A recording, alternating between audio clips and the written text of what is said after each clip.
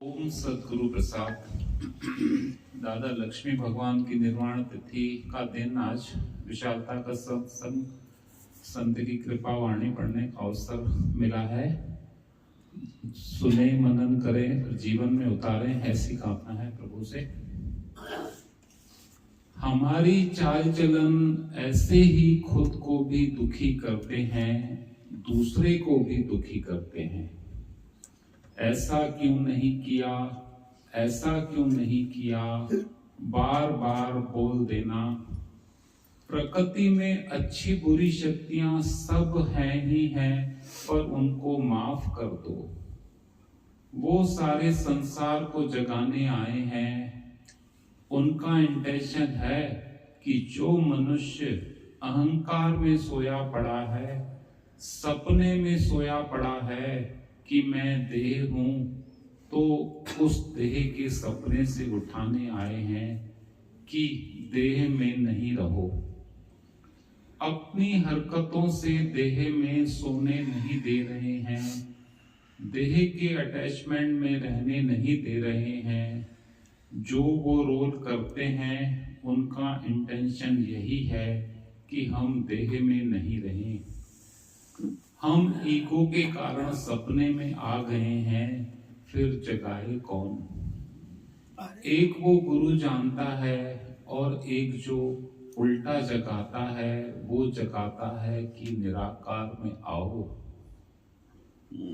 जब तक हमारा शरीर कोई भी स्वाद ले रहा है, एक बिस्किट का भी स्वाद ले रहा है, तब तक हम परचिंतन की खुशी ले रहे हैं। जब तक कोई न कोई हमसे नेगेटिव रहेगा, जेलसी करेगा, ये कायदा है, कोई न कोई तंग करेगा, बिना मतलब करेगा। क्योंकि हम अपने स्वरूप में निराकार में टिकेंगे तो सारी दुनिया हमसे शांत रहेगी। अगर जी भाव रहेगा तो कोई न कोई तंग करेगा। चील होती है, मांस का टुकड़ा जब तक उसके मुंह में है तो सब चील टुक टुक करती हैं कि ये मांस का टुकड़ा मुझे दो। तो जब भी हम अपने सुखों में जीते हैं तो दुनिया चाहती है कि ये सुख मुझे दो। ये अपने सुख में नहीं जिए। जो खाली निराकार से जुड़ा है उसके लिए कोई नेगेटिव नहीं होता, और होता भी है तो उसको फर्क नहीं पड़ता।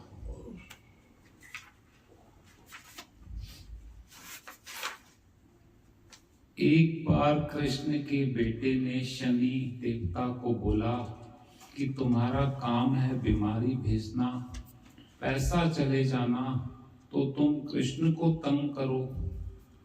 तो जब भी कृष्ण पे शनि आया, कृष्ण के ऊपर तिरछी नजर शनि ने डाली, तो कृष्ण और ब्यूटीफुल हो गया।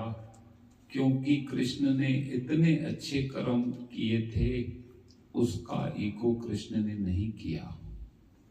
जो भी अच्छे कर्म करता था, ऐसे चुटकी बजा के सबके दिमाग से गायब कर देता था कि मैंने नहीं किया। शनि तो इंसाफ करता है। इंसाफ यही हुआ कि कृष्ण डबल एनलाइटेड हो गया, क्योंकि उसने अपना पुण्य कर्म छिपा कर रखा। कोई भी ग्रह भगवान को हिला नहीं सकता है।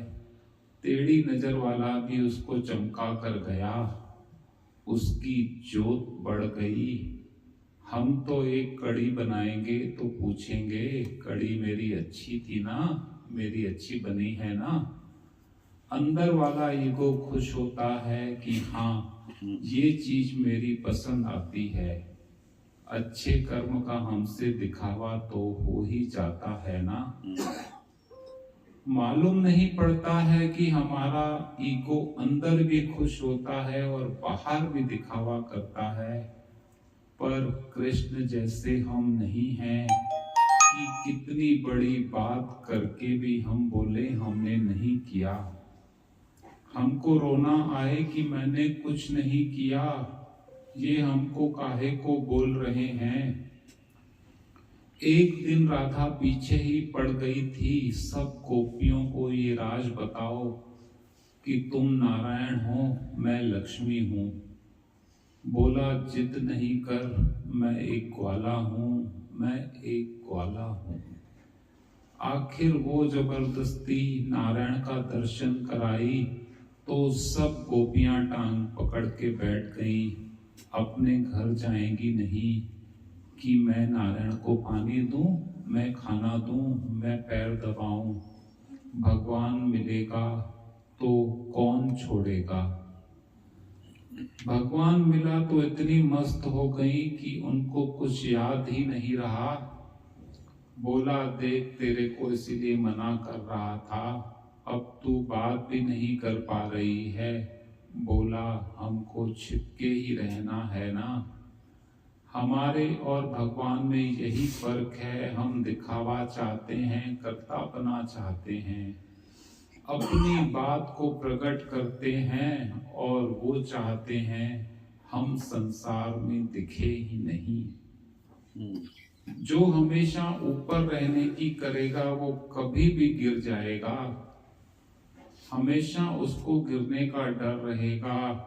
और जो नीचे खड़ा है उसको किसका डर है। राजा है तो उसको डर है, कभी भी गद्दी चली जाएगी। जिसको मान इज्जत है उसको डर है, जो एक्टर है उसको डर है, जिसको शाहूकारी है उसको डर है, कभी भी चली जाएगी तो 10 पेपरों में छप जाएगा। जितनी खुशियां माणिया उतना भरा रोग, उतनी जेलसी भी है, ज्यादा हम खुशी लेते हैं, सुख लेते हैं, पता नहीं किसके किसके मन में क्या आ जाता है, पता नहीं चलता। ओम। वाह,